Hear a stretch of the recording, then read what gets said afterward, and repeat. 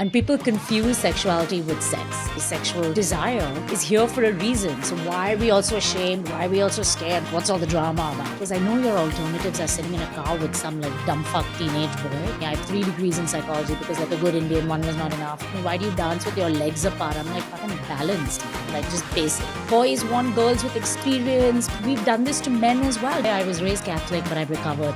Masculinity is earned. You don't just get it because you're a boy. Kind of makes you repress emotion. Who decided that, vulnerability and emotion is not masculine? Everyone's trying to be a toxic male, however they are. People are like, oh, tell girls they're smart, don't tell them beautiful. New Delhi and Johannesburg go hand in hand, trading off rape capital of the world. Because dating apps are just making you feel a bit emotionally numb, maybe? Intimacy needs time because you have to be like a self-sacrificing Marge Simpson. People will be, married and in a monogamous relationship, perhaps with the non-human, with a mechanical entity. That sounds good. So before we dive into all of that, let's just start with what is a sexologist? What does that mean? What does that entail? Sure.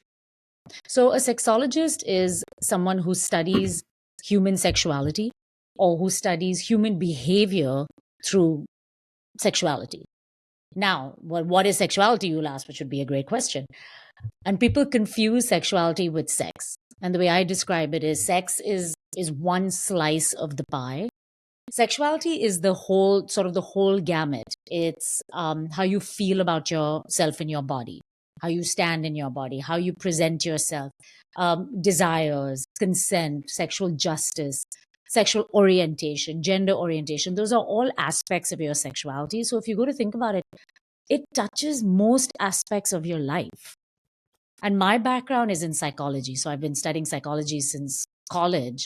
And to me, they were very, very intertwined. So a lot of my work does reach out into the psychological research and academia, but it's also deeply spiritual because I truly believe that this wonderful life force that is this sexual energy, sexual desire is here for a reason. So why are we also ashamed? Why are we also scared? What's all the drama about? That's really what I study.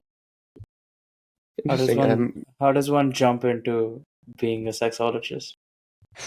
It's interesting because people always assume, because I grew up in India, I grew up in Bombay, and I've been in the States for 20 years, and I've lived in the US, I've lived in the UK, I've lived in Australia, and people always assume it's that Westernness that made me so progressive. And I'm like, you have no fucking idea.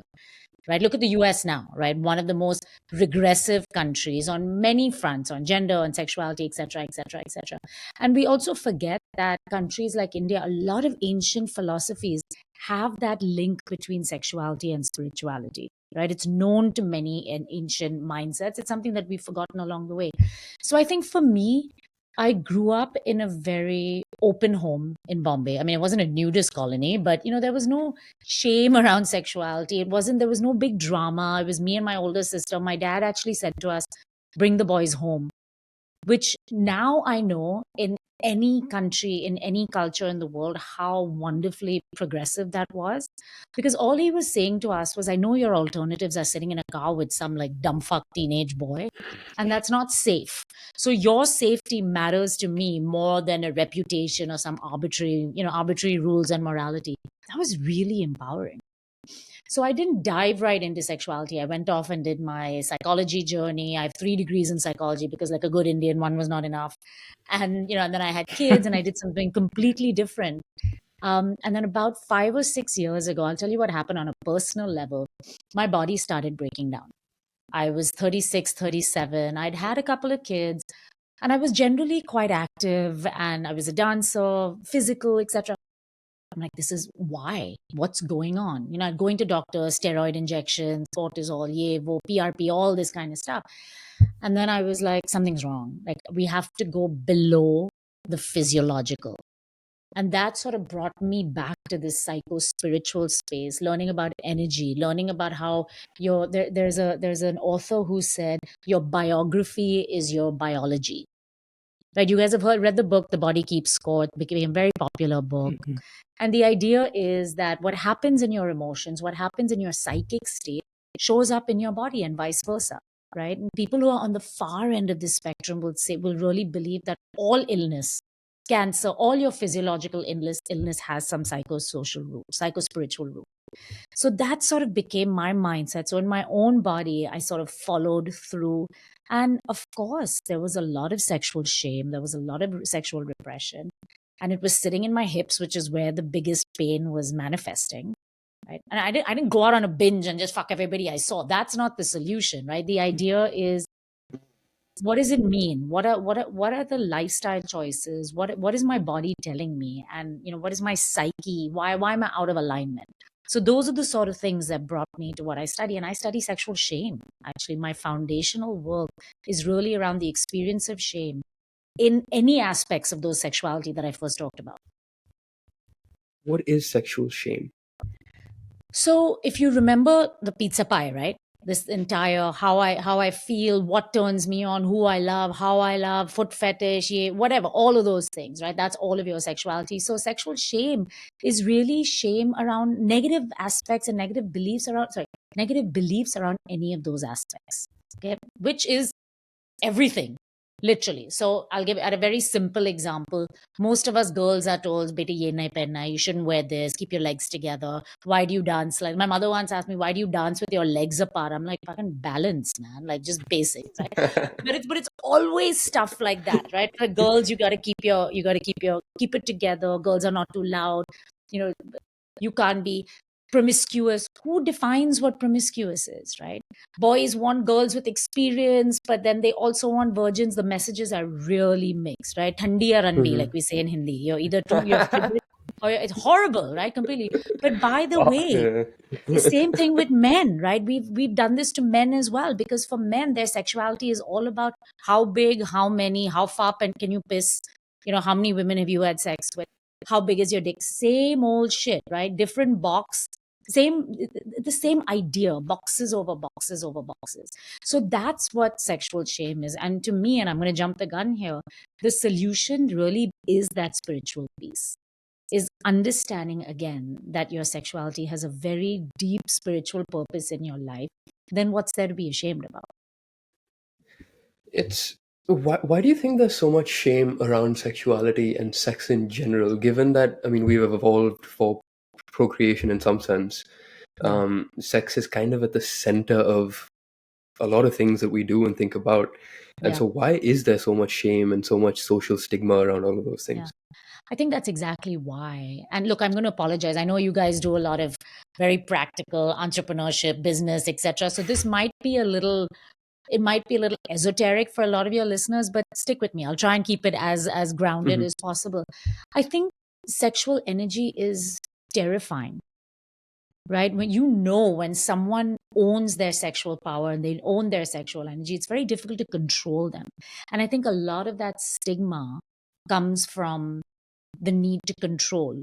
You can follow these lines: religion, big one, right? Any of these institutions that require people to conform in order to maintain their cohesion, to maintain their power, they don't want free thinkers. I'm sorry to be so direct about it, right? And you can cut it in any country, any culture, right? So whether some guy I interviewed said to me, yeah, I was raised Catholic, but I've recovered now, right?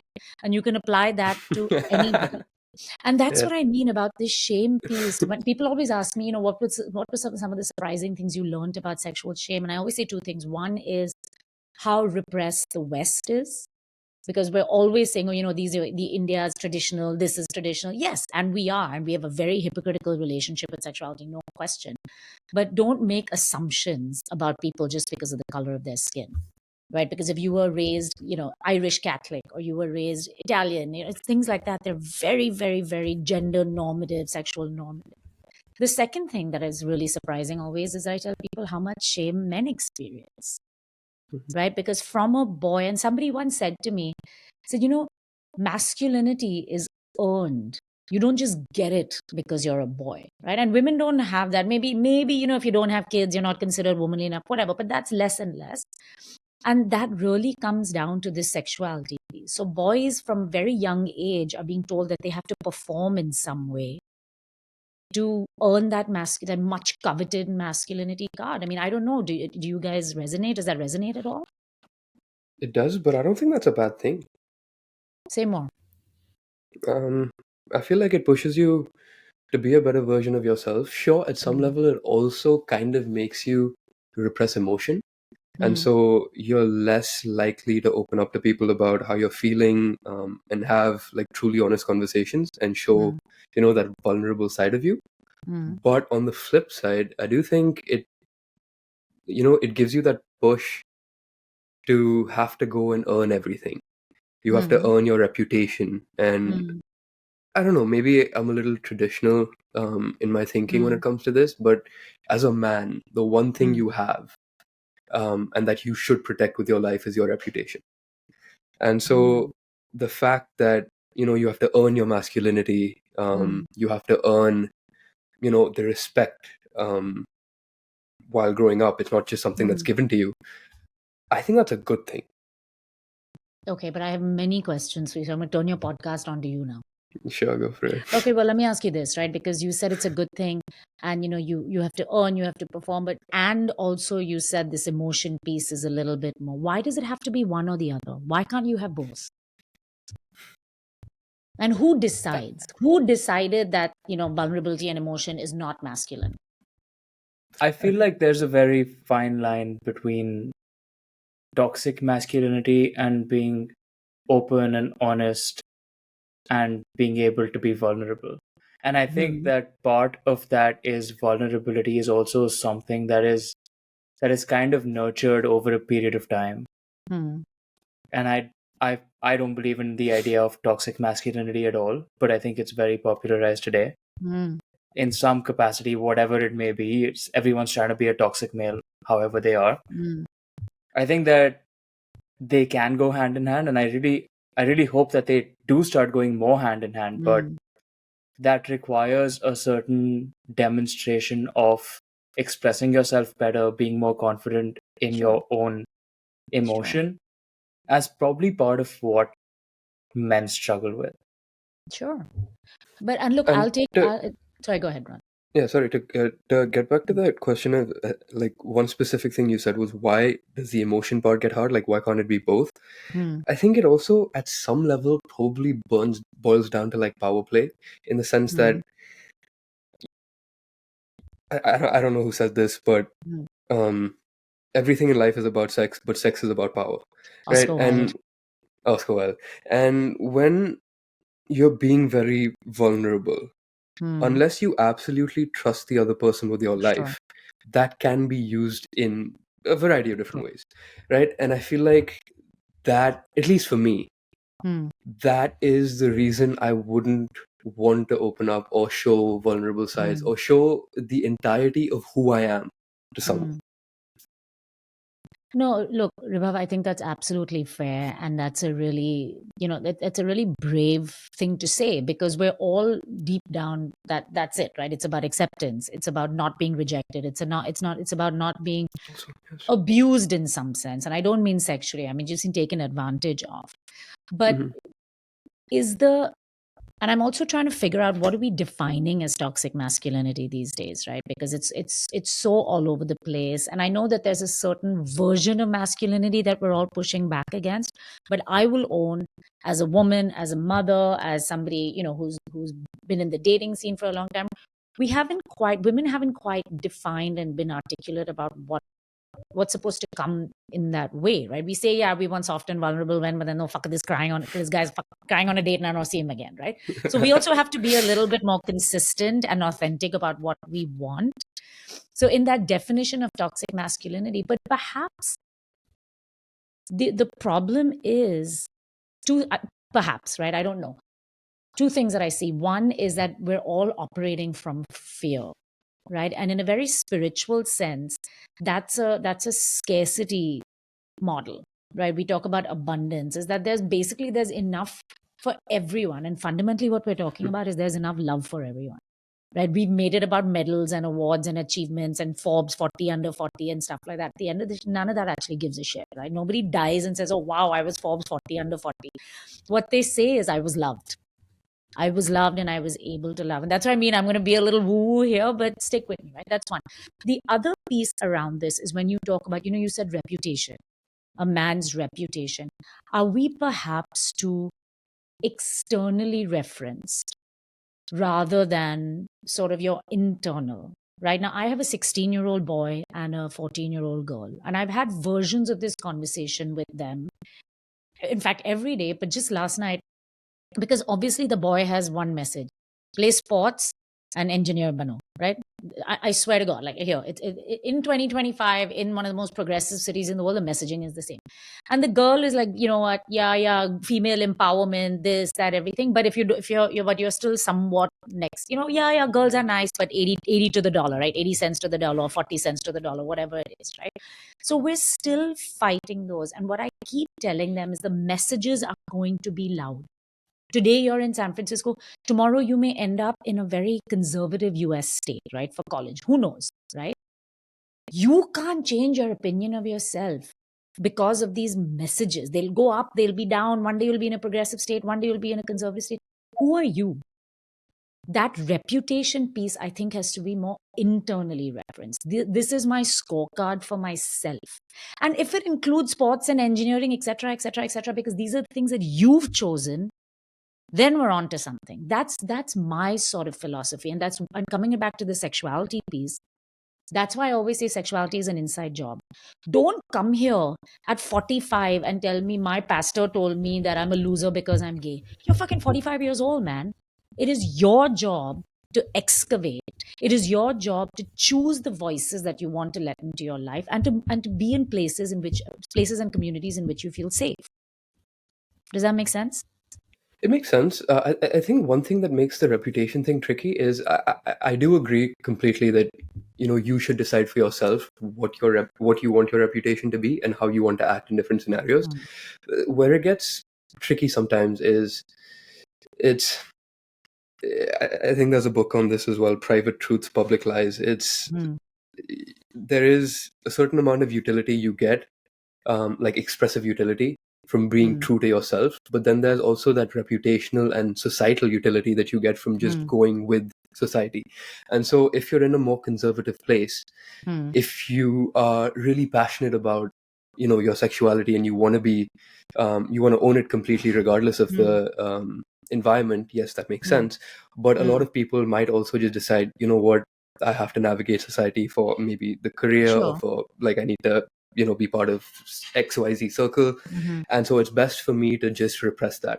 And I'm not saying what is right or wrong. I think that's a very individual choice, but I think that's where it kind of gets a little murky.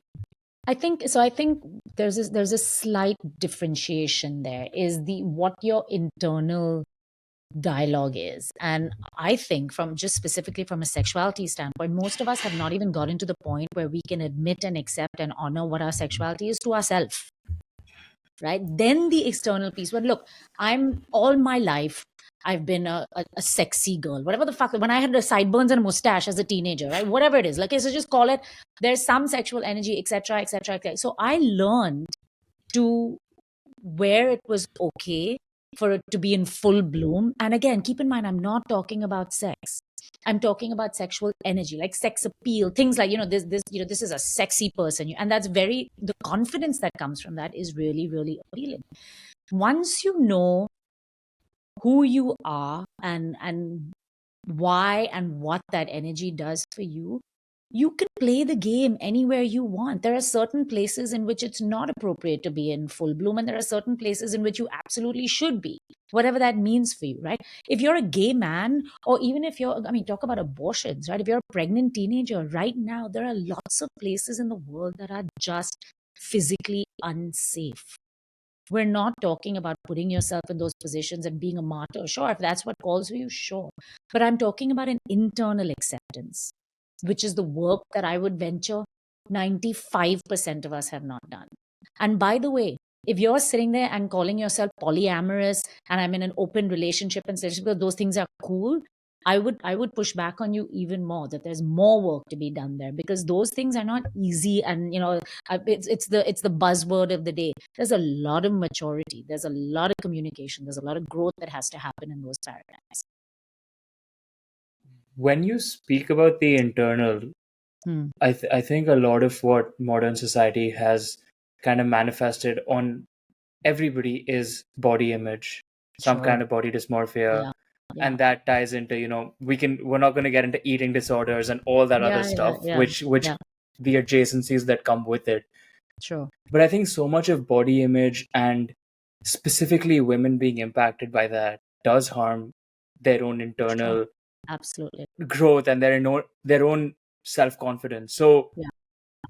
accounting for that, like what would you say to some of those people who are struggling with their own internal desires and Yeah. there's their internal conflict? How do they Yeah. come out of that?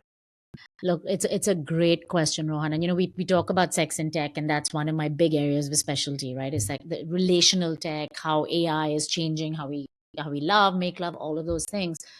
One of my biggest concerns around this mass proliferation of all the AI tools, etc., is the biases that are still being shown up in terms of gender roles, in terms of how we project.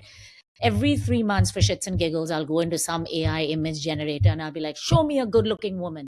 And it's always some white chick and some white guy with a square jaw and some family going hiking. Fuck, I've never hiked in my life. I don't intend to have a wonderful family, right? Okay, whatever. So, same thing over and over again. Then the last time, 3 months after that, I went into some AI image generator and I was like, good looking woman. And then she was some Japanese anime type of thing, right? So, first of all, we must understand that our social references have come from somewhere. Sometimes they're an amalgam of our mindset. Sometimes it's we know some engineer that's been fantasizing about Japanese anime that's building the LLMs. So know where that is all coming from, but it's very, very difficult if that's all you know on that constant assault. So to answer your question, it's not an easy solution, but some of the things are, again, that this idea of representation and diversity is not just buzzwords, right? When you start seeing different models of beauty, that's all we need to do. I don't have a problem. People are like, oh, tell girls they're smart, don't tell them beautiful. Fuck, tell them they're beautiful, but show them that there are different models of beauty, right? Big, brown, green, yellow, whatever, the Shrek, whatever the hell it is, right? It is not just one way. It's not tall and blonde and blue eyed. And I'll tell you something, the technology piece is a constant, real day struggle. Tomorrow or 2 days from now, when I release that episode with the humanoid robot guy that I was telling you about, their first model that's at CES is blonde with blue eyes and busty. And I asked him why. And he said, oh, it was intuitively done. I'm like, yeah, by your young white engineers. But you guys have to think about the fact that you can be ahead of the curve. Technology and culture are a cycle, right? Technology feeds culture and culture feeds technology. So if you made an intentional choice, you could have had 5 different robots out there, one for every sort of taste, showing that there isn't just one model of beauty in the world or one model of desirability. So it's very hard to answer your question, Rohan. And for kids around the world, I remember, if you remember, when Disney re-released The Little Mermaid and Ariel was black, and they had these videos of these little girls just losing their shit looking at their TVs, right? That shit matters. So we have to continue to push to show, whether it's on the size dimensions, whether it's on color dimensions, whether it's all those various things, because beauty does exist in many formats. Now let me tell you something about men, right? I totally agree. Women, we can see this sexual shame in women. Body shame is a big issue, right? It leads to depression, it leads to anxiety, it leads to sexual dysfunction. For men, same thing. Body shame around their bodies, around penis size, around things like muscle density, around things like hair loss and things like that. Height, of course, always. Studies show that it leads to men process this sort of pain differently. More social isolation, right? We're talking about suicide rates in men. All of a sudden, everybody's like, oh my God, men are killing themselves. Yeah, we know that. It's been happening for a long time. So men tend to shut down. They tend to develop more addiction. And there are studies that show that when men feel bad about their bodies, they're more likely to be hostile or violent towards women in their lives. Now, obviously, not all men react like this, but there is a scientific link between men that feel bad about the sexual aspects of their body, their desirability, and how they tend to be more violent towards women in their lives. Look at India, rape capital. India and Johannesburg, New Delhi and Johannesburg go hand in hand, trading off rape capital of the world. So if you put that lens on, is this idea of shame, can we address some of this? Can we give the boys some of these opportunities to express some of that inadequacy. That's what shame is, right? I'm not meeting some bar. Will that change the paradigm? I don't know. I'm very curious to learn. How do you actually tackle that? Because it's like one of the things you said was all of these biases, right? Tall, blonde, Mm, blue eyes. mm, mm, Why mm, did they choose that robot? mm, And there is beauty in a variety of different places, not just in one mm, archetype. I agree with that. mm, mm, But if you look at the general population, it would be mm, something like 60 or 80% or 90% of people like just that one archetype. And mm, so maybe that's why people who don't like that one archetype or who don't fit that one archetype mm, feel ashamed about it, because as we discussed, sexuality is so personal, right? It is mm, who you are at some level. mm, mm, mm. And so how do you kind of navigate that and take the shame out of it when Well, everyone so yeah, I don't know, first of all, that 80-90% likes that I same was just arc. making that up. Yeah. Yeah, no, I do know that culturally we've all gravitated to that, right? And again, that Yes. when we talk about diversity, I'm not talking about DEI initiatives. I'm talking about diversity in data sets, right? Simply Hmm. looking at something like an AI. Take AI companions, right? For example, which is a very big thing right now, and people have AI boyfriends and girlfriends. For the first, let's call it 4-5 years of these AI companions, they were all, female, very submissive, this, that, everything. Now we're older men, right? And when you interview these people, they will say, look, I've been on my third, fourth, fifth divorce, relationship, this, that. I don't think younger people should use this. They're saying things like that, right?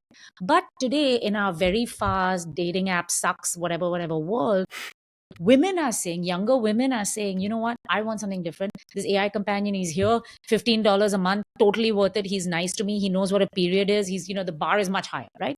Super. So that data set is now going to start changing a little bit, because we simply have more people, more desires, more motivated, more motivation. But when it comes to these beauty standards, it's the same old shit over and over again. It's why a TikToker with 2 million followers can write a book on trauma, whereas an academic that's been done 10 years of research on it can't. It's just what bubbles up to the top. So I think the counter to that is really a personal responsibility and a personal choice. You can be a sheep. I keep telling my kids, bah, I'm getting all sweaters that say bah. It's all great fun and all that. But at the end of the day, I don't want to die in this paradigm. I want to pick my own. I want to make my own choices about what I find sexy, what I want to fuck, what I absolutely don't want to fuck, and what my robot looks like. Thank you very much. Let's talk about the tech piece a little bit more. You mentioned the AI companions, you mentioned dating apps, and so much of that is it. I think dating in itself as a paradigm has shifted Sure. entirely to tech first, and that's why Mm, I think men have started doing better when they're actually approaching women at bars, mm. because it's become such a old concept. Women aren't used to that anymore. Uh, So you catch them off guard. yeah, you surprise them. They're like, "Wow, you're actually a confident guy that can walk up to me in a bar and say something." Like I, Yeah. I don't know, somewhere deep down, I think that, correct me if I'm wrong, women do feel like that's the better approach, because dating apps are just making you feel a bit emotionally numb, maybe. Well, look, you tell me, all right? I was in an 18-year marriage. I've been single now for about a year and a half. Honestly, I've been on apps more for research, right? I have an AI boyfriend, sexologist has an AI boyfriend. It's all been very academic for me. My personal reaction to dating apps was, it's not my thing. I like 3D energy. I like being in, to your point, I like being in a bar. I like, and funnily enough, and I hope none of my ex-boyfriends are listening, but if you look at the men that I've dated and truly love, none of them are conventionally, none of them look like fucking George Clooney, right?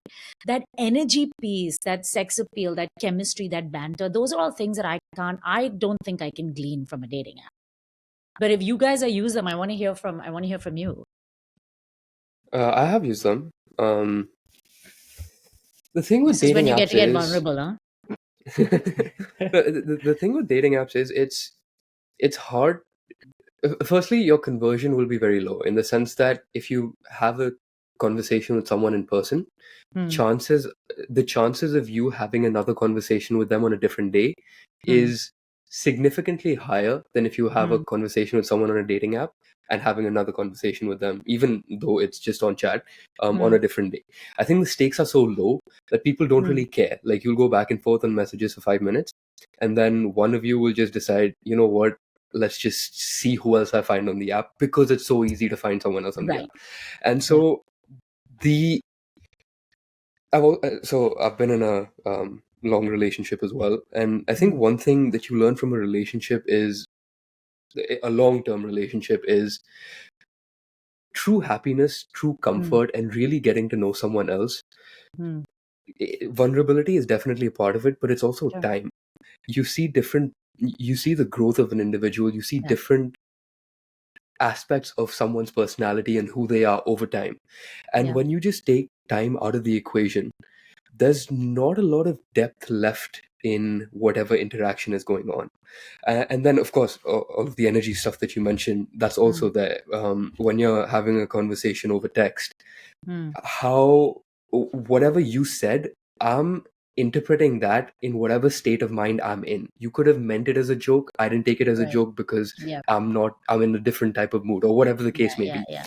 And so if you, let's say, you start vibing with someone, you're not necessarily vibing with them for who they are. You're vibing with them for who you want them to be.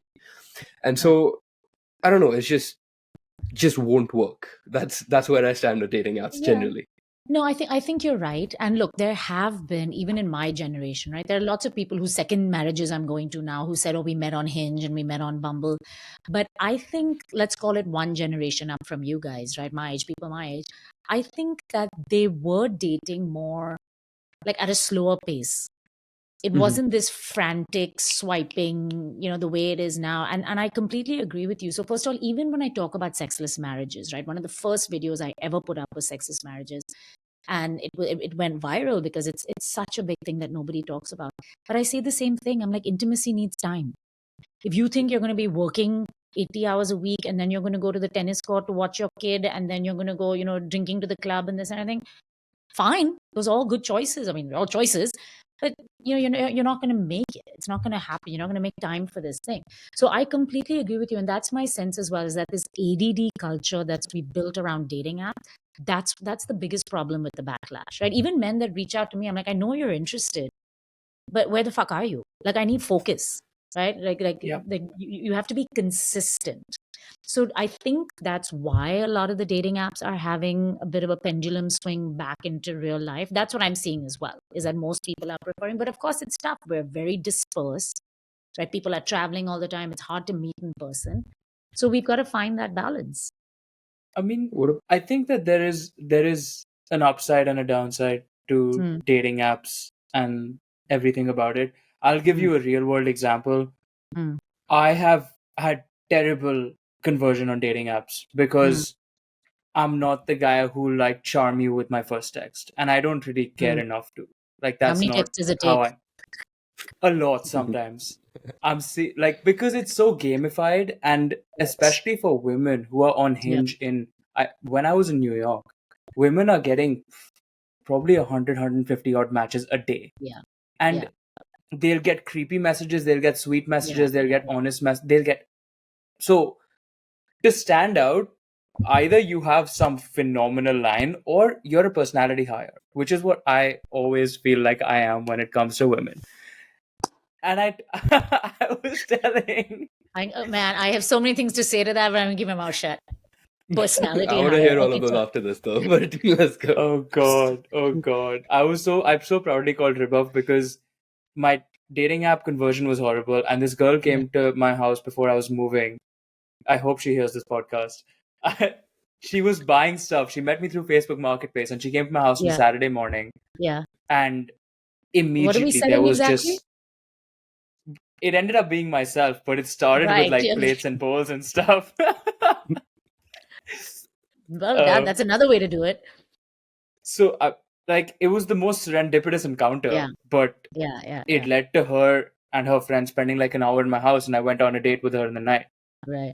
And those kind of things can only happen when you feel that sexual intimacy, that desire, the eye contact.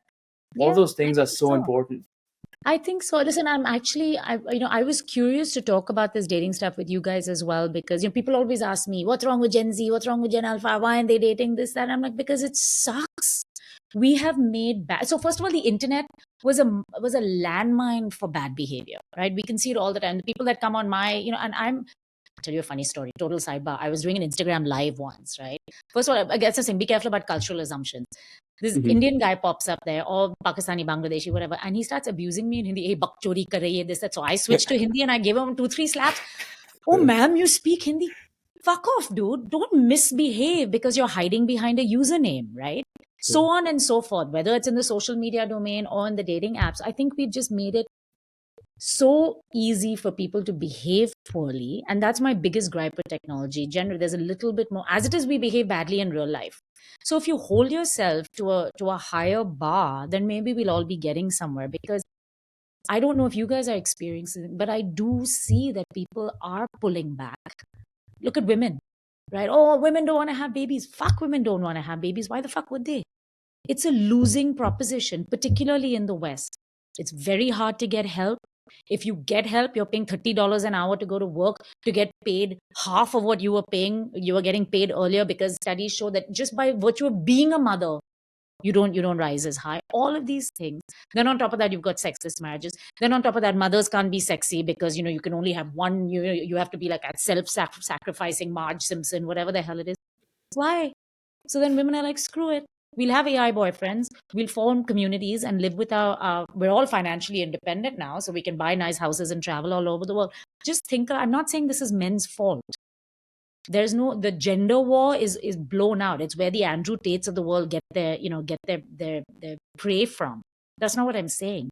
But we have created an ecosystem in which being a wife and a mom is just not that appealing anymore for women. So what are we going to do about it? We're going to give them $5,000 to make more babies, like Trump is trying to do right now. Everyone's laughing. That's not the solution. Do you see what I'm saying? So how do you fix it? Especially Robot, now with AI chatbots and everything that's happening. robots. But that doesn't fix it, does it? No, Because now listen, I'm you can't being have facetious. babies with a I'm being robot. facetious, but I do think that the big rise in this technology stuff is because human beings are letting each other down, right? And there will be a future, Possibly, maybe yes. 10 years, maybe 15 years down the line, when robots are, and I always say, as a sexologist who studies sex and tech, let technology be a complement. Complement. Let it be a supplement. Let it be something that enhances your goals as a human being with other human beings for the time being. There will come a time when people will be, married and in a monogamous relationship, perhaps with the non-human, with the digital, and with a mechanical entity. I think that's inevitable, right? But that's a little bit further down. So in the meantime, how you fix it? Well, at a very practical level, we need to elevate motherhood to what it has been in ancient societies. Motherhood was revered. The primary god was the goddess. Fertility, nature, nurture, all of these things that we've now switched over into a very masculine. And I'm not saying masculine is a bad thing. I'm saying we're out of balance. Really quick, before diving into how we can fix it, Hmm. why should we fix it? Maybe people are just happier with robots and chatbots, and you can Yeah, just have a surrogate baby, and baby, yeah. you'll have a robot father. Why is that bad? I don't like it, but why? Why is that bad? Yeah, I don't think well, it depends, right? You tell me, why are the men so freaked out that the women are not having babies with them? Why is Elon Musk, Mr. Robot Apocalypse himself, trying to have babies with people on X? Why? First of all, who wants his sperm, right? That's a whole different, like, you couldn't fucking pay me. But, like, why? Okay, I'm like, you know what? What are we, 9 billion now? Ho gaya. I think that's good. 9? Wow, okay. I don't know, 7, 9, whatever that number is, right? It's a lot. It's a lot. Would men care less if there were robots that they could have sex with? Would they care less about women not wanting to have sex with them? So it depends, right? What is our goal? If our goal is the perpetuation of the species, which in my opinion is valid, but it's fairly ego driven, right? It's why when we tell somebody, look, you want to have babies, you can't have babies, why don't you go adopt? And they say, no, I'd rather have a surrogate because I want my genes, I want my legacy, I want my, right? So there's something about Whether it's an evolutionary survival piece, I think that's part of it, but there are other things as well, right? So the perpetuation of the species is one. As a goal, do we care about human intimacy? Do we really care about it? We're not acting like we care about it. Let's put it that way. How can we have society care about it more, considering Well, how can you guys care about it more? Let's Do we talk want to about it. care Right? about it more? Do we need to care about it more? If you consider that human beings were born to connect and like to belong, and that intimacy piece is a fundamental human instinct, right? That's fair. Eros or Thanatos. That's our friend Mr. Freud, who's problematic in many ways. But let's just say if we use that for to be devil's advocate here, then a very essential part of the human experience is bonding and belonging. Mm-hmm. Can robots provide that? Let's talk about it, right? Let's talk about the research around AI companions. So what we're seeing now, and I'm deep in this work, and I will tell you that we have tons more to study. We've got very small sample sets. It's a new paradigm. We're just beginning to learn. But what we're generally seeing is people who engage with AI companions and have two things happen. One is they form fulfilling enough relationships. They feel good. They feel like somebody's there, somebody's validating them. Generally mood is higher, this, that, etc. Right? They also know, particularly the older population, they also know that this is not real, but they're okay with it. So for now, the threshold seems to be, is this better than being alone? And the answer is a resounding yes.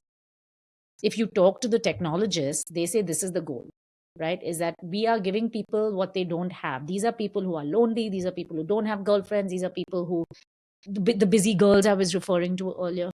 If But your that human pushes them connect, to stay lonely. That's the problem, aha, that's the right? $1 million question. That is Mm-hmm. the question, right? Does it or doesn't it? Let's talk about people who've never had any opportunity. Or how many of your friends have never dated a girl in their lives?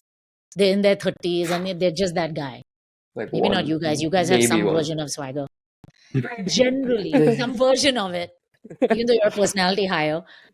I don't think But you're convinced at all. I'm trying to be nice. You invited me on your show. There are a lot of people out there, and that's why the stereotype was lonely men, right? You look like places like China and Japan, the culture around sex dolls and sex robots is very old, 30, 40, 50 years old, right? And it was those people who are like, you know what, human relationships, very complicated, etc., etc., etc. We are seeing both. On this AI companion piece, we're seeing that it can be used to help people build more confidence. Like as a sexologist, I tell people, get an AI boyfriend, get an AI girlfriend, go and flirt, go and sext, go and ask questions that you don't have the courage to ask a human being, because one of the benefits of AI is that there's no judging human on the other end. Your machine may judge you, but then if you train it well enough, even that can be, you can work through the shame, right? So again, coming back to technology being a complement, there's a use case for it. But Let's talk about that specific piece, though. yeah. This kind of hyper realistic bot that Mm, you create, and mm, you're mm, trying to limit the loneliness. Doesn't it mm. also side by side distort your reality of Yes, a relationship and yes, companionship, because there's yes. so much positive reinforcement and healthy external validation that it Yeah, removes that kind of mimetic desire, the yes. emotion, the human Yeah. touch? Where does that go? No, correct. It's a big concern. It's the sort of thing. So now I'm finding myself doing a lot of work in the space of children, because I believe that all populations are not equally vulnerable. And right now, because we're seeing a lot of AI being put into the hands of children without being designated properly, I don't know if you guys saw, and I'll answer your question, Ron, but there was a kid who killed himself in October of last year, right? AI companion girlfriend through character.ai. He had created, what's her name from Game of Thrones, Daenerys Targaryen, and he's whatever. And his mother saw he was pulling away from socialize, so from his social groups. He was hiding in his room more, etc. Ultimately, he said, I want to come and be with you. She said, come and be with me. Killed himself. Right. So the mother is now at the forefront of it. It's real, right? The legalities around it with character.ai. lots of organizations are coming together to talk about the regulations, right? So there's the doomsday scenarios like this, right? Completely tragic. But then there's also the, okay, let's assume that everybody's going to use this. Now, if you've got a 14, 15-year-old kid and their first relationship is with an AI companion, how do we as psychologists and researchers and academics in this area talk about pro-social use, right? Those are the guidelines that I'm developing with a team of researchers as we speak. So TBD. But one of the concerns is exactly this. AI aims to please, not even in a relational space, across the board. We know this, right? However the machines are being built, etc., they'll reinforce, blah, blah, plus, minus, whatever emotion that is. So in a relational context, having somebody, first of all, that is there all the time, that is available to say nice things to you all the time, that is never going to push back or is going to push back in a very cute, ha ha ha, you're so perfect kind of way. Fuck that shit, man. It's not gonna be sustainable. What happens to conflict resolution? What happens to negotiation? What happens to compromise?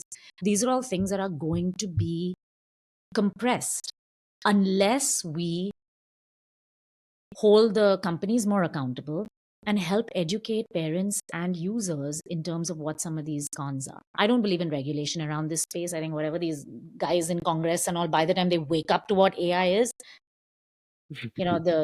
the technology is already 10 years ahead. So I do think that we're talking about personal regulation more than ever in the AI realm. Regulation in the sense, I agree. I don't even think you should regulate the academic and research side of things. I think absolute freedom in those, maybe some, I haven't thought about it as much, but generally, I think absolute freedom in the ability to do research and follow whatever intellectual curiosities you have is important. But I think regulation on the usage side of things, where honestly, anyone under 18 or 21 just shouldn't be Right. able to have an AI companion. I think Yeah. that is probably for the best, at least until we figure out Yeah. what the long-term consequences are, right? Yeah. Because we could have an entire generation that's just fucked. Like, they Sure. just don't know how to Sure. For interact sure. with people. And by the way, And that's we don't rough. even know the implications of social media, right? And social media has been Yeah, we around still for don't. over a decade, That's right? true. And there are similarities. So when we look at it, we see similarities between social media and AI companionship. We see similarities between gaming and AI companionship. We see similarities between porn use and AI companionship, right? So we have these high level templates and paradigms we can draw from. But the big difference with AI is how fast it's, how quickly it adapts, how quickly it trains, and how it's everywhere without you even knowing really now, Yes. right? And this absence of this human piece, which is really, really problematic. So you can customize it. I mean, these robots that are coming down the pipeline with interchangeable magnetic faces scare the shit out of me. I'm like, for what? Okay, today you think that you're putting a technology out there that can be licensed, right? You're going to manage or regulate, this celebrity or this concierge person. A week from now, that technology is going to be in somebody else's hands that's going to hack it, and then suddenly it's going to be your face or my face or our personality higher here, right? Whatever that, like, Mhm. the bound, there are going to be no boundaries. Yeah. What is the I think proportion of people that have AI companions and are also watching porn? Like, is there a direct proportion? Is that inversely related to one another? If I have an AI companion and I'm Yeah. constantly flirting, but there's no Mm. physical touch and there's no sexual, Aha. I there's think we'll Aha. be nothing. So those are directing. different Yeah. things, though. Those are all different. I see where you're going, but first of all, a lot of the AI companions, there's a very massive sexuality component to it, right? Erotic role play. They all, including ChatGPT now. You can sext with ChatGPT. What is missing is the touch component. But the same way Right. we've added the touch component into porn, where you have your various devices that are connected to your Pornhub interface. AR, VR comes into this space now, where I think it was Oculus released one of their like most technology in porn is fabulous, right? That should be a whole episode in and of itself. So Oculus releases one of their VR headsets, and Pornhub 5 days later releases a sort of a VR capability compatibility. So we're blurring those lines every day.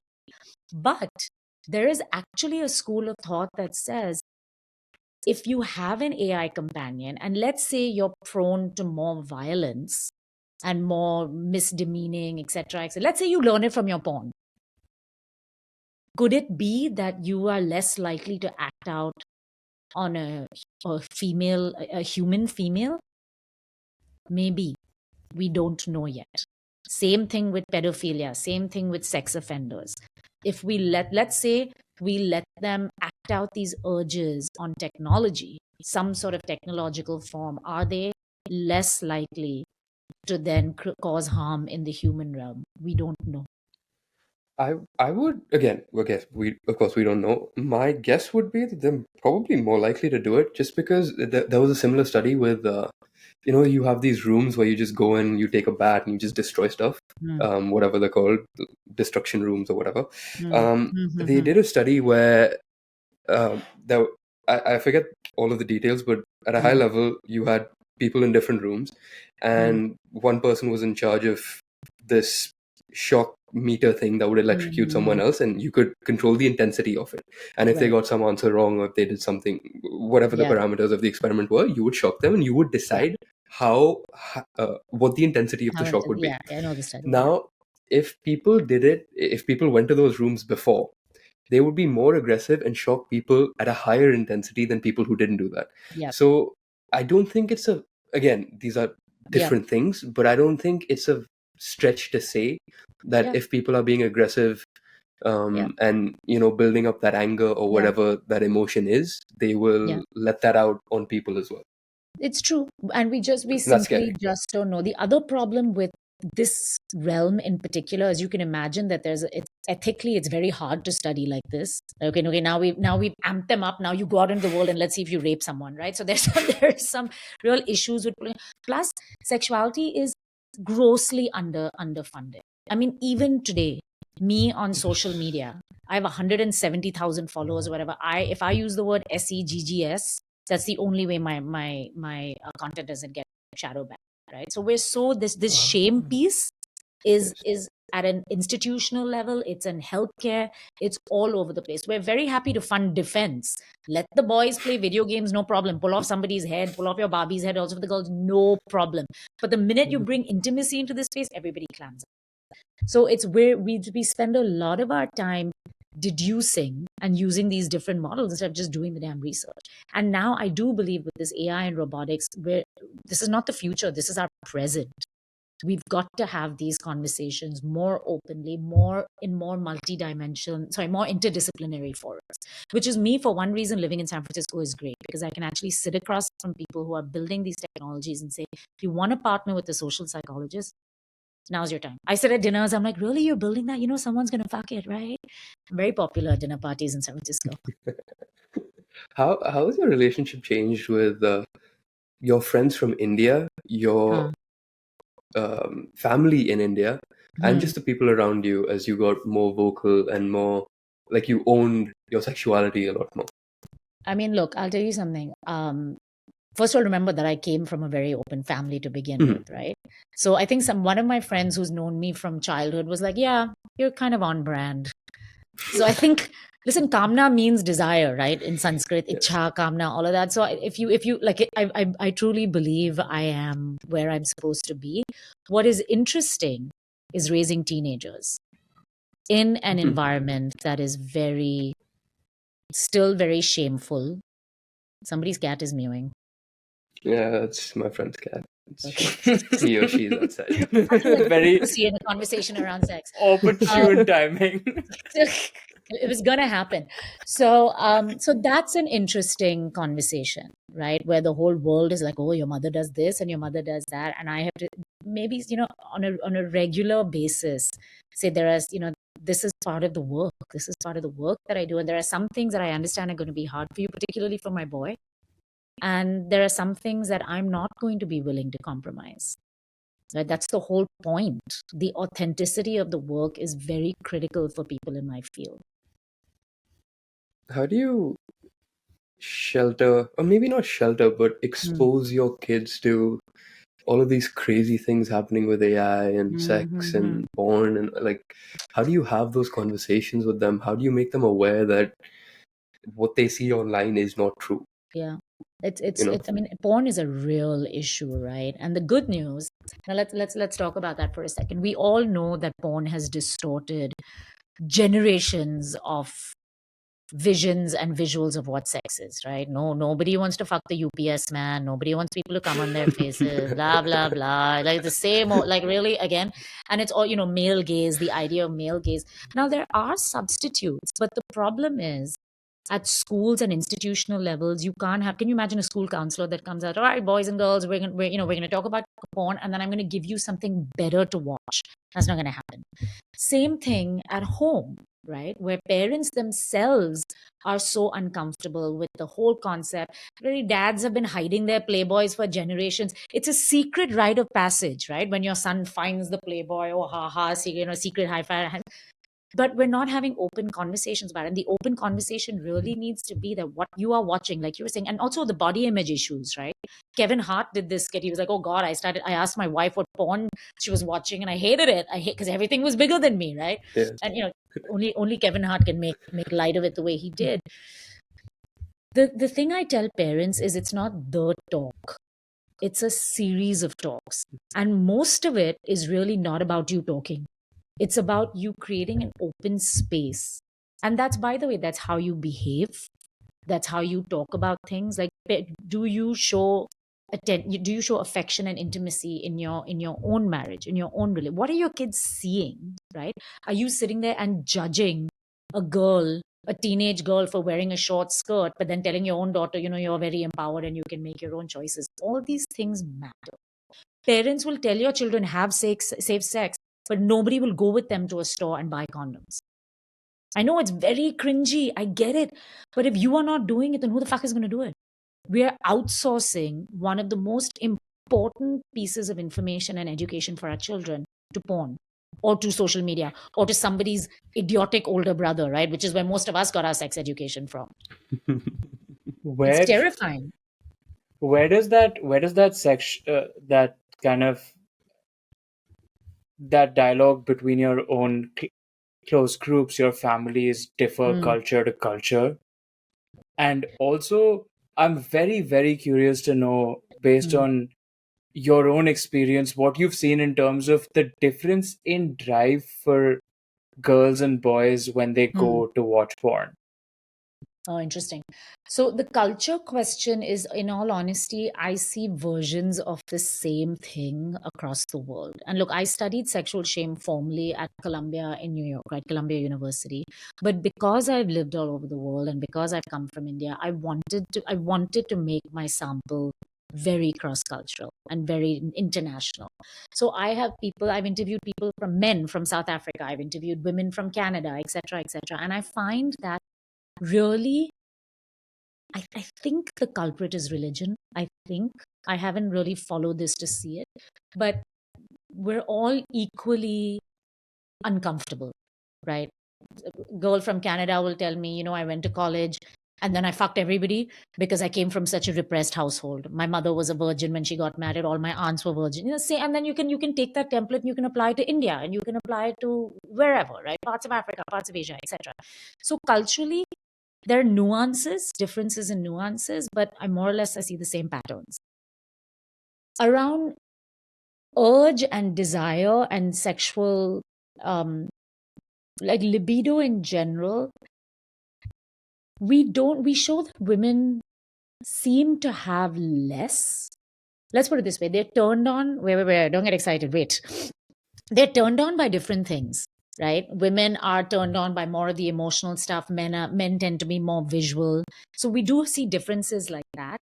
When women report lower libido, we don't know if it's because they're socially conditioned or if there's actually a biological thing, right? Because at the end of the day, even in sexless marriages, I'll give you an example, right? Let's say a couple has been together for 25 years. So ostensibly, everybody, you've had 2 kids, raised them, parents, this, that, you've really been intimate with each other. And then they'll come to me and say, okay, now marriage is sexless. And I'll say, okay, why won't you initiate? I'll tell the woman, why won't you initiate? Oh, because I don't want him to think badly of me, right? And again, remember, these are global patterns. And you ask the guy, what happens if she initiates? Oh, women aren't really supposed to initiate. It's always the man's thing. So we're coming back to these boxes. So we've always told men that they're supposed to be high libido, this, that. I know a lot of women that love sex, that know it's a source of power for them, it's a source of mental health for them, it's good for your body for many reasons, can they come out and say it the way I would? No, they can't. I So I think don't know if also that from a answers your question, but the jury is still out on whether there's a real biological quantity difference. yeah, I think as you said, because of society, it is hard to really get a gauge on that. But also from a man's perspective, regardless of what they say in public, I think I can confidently say for every man out there, or at least a very, very large majority, Mm, that if a woman is initiating, that is mm, like it's not a negative thing. Like that mm, is a turn on, and so mm, it's interesting that societally mm. we look at it the opposite way. Yeah. And I don't look, Ribab, I'm careful about throwing out numbers. You're not. I don't know if this is anywhere close to I being the could be wrong, but majority yeah. because even anecdotally, I mean, the research supports this, but even anecdotally, I'll have women tell me, I was so good at giving head that my boyfriends would say things to me like, "Oh my God, like, why do you like it so much? Have you been abused? Have you been in Oh porn?" wow, interesting. So I think that is more the experience than not. And by the way, I think again, men are so tired of being the initiator. I totally agree. I think it's a great turn on. But men constantly, they're constantly saying, I have to keep initiating. She keeps rejecting me. It's really hard for me. It's really hard on my ego. Of course it is. It's a lot of pressure. But then at the same time, if we're not willing to make space for the other person, I mean, look at gay men. They have it. They're fabulous. They own their sexuality. Many of them in committed relationships have different arrangements, right? Straight people could never do that because we don't have the courage to sit across from each other and say, I have urges, and I, for a woman, I like kink, I like this. Okay, maybe I want it up the ass. You're not into it. Can I try it with something else? Have the conversation. Straight men, no, don't come anywhere near my butthole. Why? It's it's an erogenous zone, man. Open your horizons. I bet you're both clenching right now as I speak, right? My point is we're not having the conversations and we're sitting there sulking and then waiting for the robots to come and solve our problems. But I think so much of what you say has to do with uh, people needing to build their own erotic intelligence. And I think so. Yeah, I think that's a great way of Erotic putting it. intelligence. Okay. Yeah, it's a good one. Write a book, Ron. I guess you Yeah, can you it's can you true. can put me in the acknowledgements for the word. Yeah. But Listen, there are templates out there, right? There are thousands of books, erotic blueprint. There are many books, more and more now that are coming out. At the end of the day, you can take a horse to water, but you can't make it drink, right? I'm very thankful that I've come to this work at this time when people are willing to talk about it. And frankly, I think the fear of AI and robots and social media and stuff is for like I'm talking at my kids' school next week to a bunch of parents, right? They would not this idea that if you don't do it, somebody else is going to is now. So I'm hoping that this generation of parents will raise kids that are more comfortable with their own sexuality and that are able to have these conversations, that we might turn the trend a little bit. But again, it also comes from this place of fear and panic. I'll take it if that's the only way we got here. so, so much of what the younger generation now is dealing with though is Hmm. a tremendously tech first life, Sure. agnostic. Everything Hmm. they do is tech Yeah. first. Sex, desire, intimacy, those are things Hmm. that, like we've discussed, they're so fundamental to the human instinct. Hmm. How are you going to convince a Gen Alpha Hmm. that get off Hinge, Hmm. go out, meet some people? Because so Hmm. much of the adjacency of tech first is your social skills are kind of warped entirely, right? Hmm. Hmm. Hmm. Like there's a whole story about this 13-year-old that went to a restaurant with her parents, Hmm. and the parents said, go to the hostess and get us a table. And Hmm. instead of walking to the hostess, she went back and she slid into the Instagram DMs saying, can I get a Yeah. table? And I Yeah. guess it's little nuances like that that Yeah. remind you that they're Yeah. growing up in a very socially awkward, not a very people first Look, it's generation. true. It's true, and that's why when you ask the deep technologists, the VCs, the guys who are in this space all the time, like what is this Armageddon? It's the extinction of the species, right? Because of all these reasons, tech first, this, we're not engaging one with one another. We, even in this conversation, we've debated what is the value of human intimacy. Maybe our value propositions are changing. I suspect for a generation or so, at least, I can't even speak for longer because things are changing so fast. I suspect that the pendulum will continue to swing back. Like, for instance, like in the dating app world, right? People are like, oh wow, look at this IRL thing. It's amazing. So I think that we will all, whenever anything goes too far, will come back. I don't know for generations beyond that. What worries me is that social media was not trying to be human like. Social media was trying to be entertaining, and it was trying to be immersive, and it was trying to keep your attention, right? AI and robots are trying, their goal is to be as human like as possible, right? There are taglines saying, your AI companion with the soul, and robots that are indistinguishable from human beings. The goal, of course, is to surpass that, right? We're talking about superhuman capacities, etc., etc., etc. But if your technology is trying to come in with a goal to be as human as possible, then we're blurring that line when we can't even tell what's human and what's not. That's what worries me for, let's say, 20 years from now, where even if you want to choose a human, you may have a tough time distinguishing. Listen, it's a mind fuck. Half the time I have a headache because I'm like, oh my God, very big questions, very big questions. To break it down. So I write a column on Psychology Today called Becoming Technosexual, where I literally, it's one concept at a time, because this stuff is very difficult to really comprehend, and we don't know. The reality is we don't know. Just like we were talking about rape and do these things make us better, worse, isolation, we just don't know. We're going to have to play it out and see. But in the meantime, I truly believe the more you can ground into yourself, the more you can know yourself, the more you can surround yourself with people that validate you for who you are, your own internal scorecard, the better poised you'll be to absorb but not be completely bowled over by all these influences. Let's call them that. Does that make sense? It does. That makes a lot of sense. It is. I mean, it's a very. It's such a nascent space as well. As you Oh, said crazy. earlier, social media has been there for over a decade. Yeah. Yeah, over a decade, 15-ish years, something like that. And we still don't know how it affects people in the long term and what it's going to do to the upcoming generation. So something like this, we're a long ways away from seeing how it'll impact society. But yeah, I think having these conversations and thinking about these things carefully is important, because all of the generations right now, like Gen Alpha, even our generation, Gen Z, is going to have certain consequences that we might realize when it's a little too late. And like dating, for example, if we're not used to that human interaction, it might be too late before you put yourself out there and start doing that, and lose out on that early date. Because I also think there's a right age for all of these things, right? Like in your 20s, if you're not dating people, if you're not getting a good understanding of who you are and what you want, it might be a little too late doing that down the line. You get what I mean?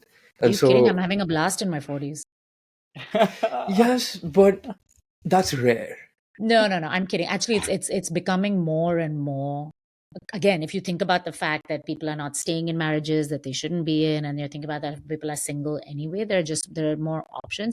No, but look, I'm joking. I know what you're saying, and it comes down to, are we honoring and accepting that this intimacy piece, this belonging piece, is important, and can we get it from? Are we actively choosing human beings from which to get it? Right? You can get it from a dog. Mhm. You can get it from a pet. Maybe that people have likened AI to a pet. It's like, why? It makes you feel good. You train it so it behaves the way you want it to behave. It's very similar. Maybe. Today, I'm still a fan of human intimacy, human desire, all, old school sex. I love the fucking Kama Sutra. It's amazing. Like if you're really talking about bringing in a whole sensual experience into your sexual world, go and read some of the ancient texts. ChatGPT ain't gonna do it, right? But that's, again, you have to make those choices. What can people do to have better sex? There is. It's funny because I told you, I was telling you guys, I just did an episode on this, so the research is fresh in my head, and the top three things were creativity, communication, and cunnilingus. Bye. No, it's actually okay. Very quickly, so two things about great sex is, one is it's an amalgam of what happens, of all the energy that happens outside. It's not you just come in and take your clothes off and then you go. So what happens outside the bedroom is very related to what happens in the bedroom. Not that sex has to happen only in the bedroom. And then actually research does show that things like communication, sexting, even technology, actually, there was a study that showed that couples that sext actually have more and better sex. So you're just, again, it's all about energy, right? So the technology is just a tool with which enables you to play around with this stuff a little bit more. But those are some of the things that are not so intuitive. Here we're sitting here and taking Viagra and pumping our penises and all that. That's fine. There's a place for all of that. But it's really the non-physical elements that are the deal breaker that people tend to forget. Given your background in psychology, what do sexual preferences tell you about a person? Like, is there a specific psychological archetype for each preference, like dominance or different kinks or whatever? I mean, look, I'm very, very hesitant to make big sweeping absolutes and generalizations, right? Sexuality is very varied and complicated and fluid, as it should be, right? That's what makes it so interesting. I mean, there are studies out there that show that people who are, very alpha in their real lives or in their day-to-day lives like to be dominated in a kink way, right? So there are stereotypes like that, but I'm not entirely sure that I have enough on any of them to really make any claims like that. I do think there was a New York Times article about how women, Gen X women, which is me, are having the best sex of their lives, and even that was a I sent massive. that to him. Yeah, I mean, even that's a massive generalization. Yes, some of those women are, because a lot of the things have changed, and the financial pieces and the sexual liberation pieces, and sex toys are fucking fabulous, right? They're just getting better and better and better. So all of those things are, but there's still a lot from a socio-cultural perspective, which we've talked about, that hasn't changed yet. So we're getting Do you there. The have to more hide the conversations sex we can toys? have. Do you have to Say that hide the again? sex toys from your kids? Well, what I did tell my daughter, who's in her TikTok like cream phase, I'm like, if you see any tubes lying around my room, don't put them on your face. I did tell them that. Look, there's a fine line I'm between, fucking dead. That's right? crazy. That's a lot. This is true. And they're doing all sorts of fun stuff with him. No, look, I don't leave. There's decorum. I don't leave my shit lying around, my sex toys, etc., etc., etc. I'm not to scare the crap out of my kids. Some of these things are terrifying. I'm like, who designed that? But again, like I said, it's about creating open spaces, and a lot of that is actually non-verbal. It's not about sitting in front of your kids and be like, tell me, ask me all your questions about sex. It's about just making it known that there's a non-judgmental, safe space in which they can bring questions that they have. Even answering questions is just a great place, and saying, oh shit, I don't know, let's go figure this out together. That's a great response. Because there's some weird shit going out there, man. Even I don't get it. It's speaking of weird shit, and it's something you mentioned earlier in the podcast. Very, very relevant topic. Why are people listening to what Andrew Tate has to say, especially Gen Alpha boys? You tell me, Well, but man. I, What do you I think think? I think there is some value in some of the things he says. Like when he talks about hard work, I think that's good. But he kind of loses me when he starts talking about women's place and all of that stuff. But when he talks about hard work and discipline and what you should be doing in your 20s, just focus on one thing, get really good at something, build the skills. I think that's important. I think that's good. But then everything else kind of ruins it. No, I agree, and I think generally, look, and we just talk about the US, right? Everything is so divisive. You can't, anybody, even me, right? If anybody's wearing a Trump hat, I'm like, across the board, not talking to you. You're fucking did whatever, right? Even words you're not supposed to use, whatever. We become unable to see the middle ground. There are a few things, yes, about hard work and discipline, but I have major problems with Andrew Tate also because again, it comes down to that box, right? If you're not a man, you're not punching all the time, and you're not there, and you're not pimping women, right? Like, that's not That's fucking different. Yes. Yeah. masculinity. Now, why people listen to him? I think it's that thing that I said earlier is that we keep saying this is what we don't want in men, but we're not reinforcing what we do want in men, and women own a share of that, and men own a share of that, right? When I talk to men I know and love, there are really good men that are hitting it across the board, right? They're successful, they're vulnerable, they're raising daughters, they've got women, they're gay, they're straight, whatever. And I'm like, will you come and talk to me on my podcast about masculinity? I don't need to talk about masculinity because my masculinity is fine, right? This idea that, new, what is it like? New money shouts, but old money is quiet, something like that. I'm like, but this is not about you. This is about the generations of boys that are only seeing one type of masculinity. Who are we looking at right now? Fucking Andrew Tate, Donald Trump, Elon Musk, Mark Zuckerberg. Are you kidding me? Like I'm not that's gonna that's lie. literally I'm a fan of Elon. I don't think Trump that's is a entirely whole bad. other I think conversation.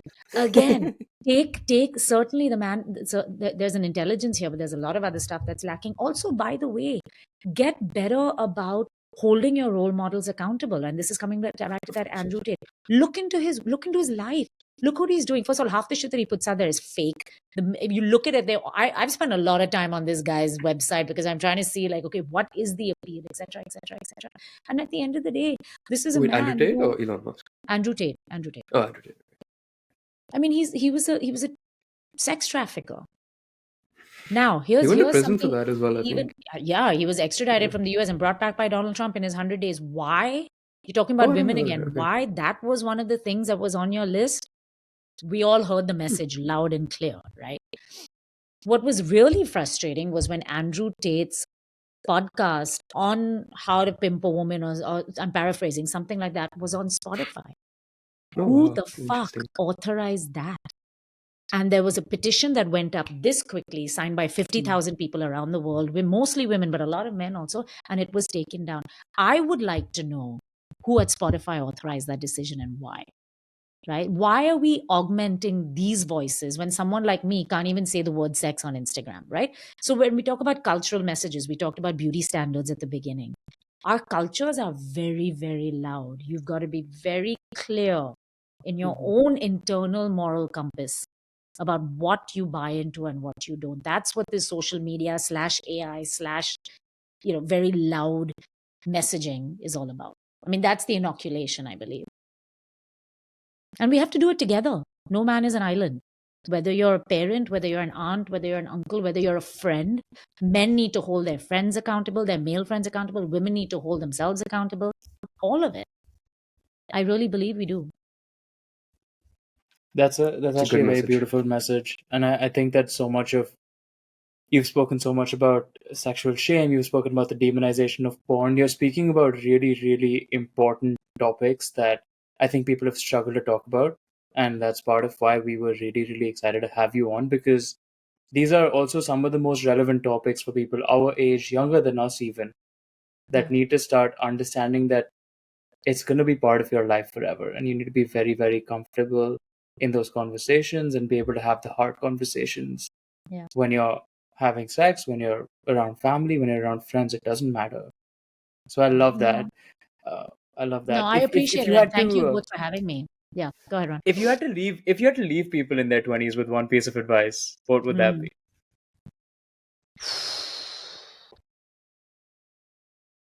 I think this idea, we're a bit stupid. We tell kids, when they're very little, we tell them, yeah, trust your instincts, trust your instincts. And by the time they get to college, we're like, actually, just follow what everybody else does. Trust your instincts, but don't become a musician, right? Whatever, right? I mean, and I think it really is know thyself. It's a cliche, but I really think that is it. That way, you can contextualize everything else. I really think about this is how we build resilience, right? So the next wave of whatever it is doesn't come and wash you off. You can bend, you can absorb, and then at the end of the day, you'll still be standing. Because I think that's what it's all about. It's about that ability to weather whatever comes your way, because we're building some incredible things, good and bad. So you have to be able to be grounded into something. So know thyself. That's why my entire brand is sex tech and spirituality. To me, it always comes down to these very fundamental spiritual tenets. Uh, there's a uh, there's a beautiful saying by Naval Ravikant, which is authenticity kills competition, and I think that's exactly what you're standing for. So that is a beautiful, beautiful message to leave everybody with. Thank you so much for joining us on Thank Panoramic you both. Perspectives. And if you guys want to know anything about sex, tech, spirituality, or just want to have better sex, make sure that you follow Kaamna on Instagram, LinkedIn, Twitter. We're going to link her socials down below, and keep tuning in. We love you guys.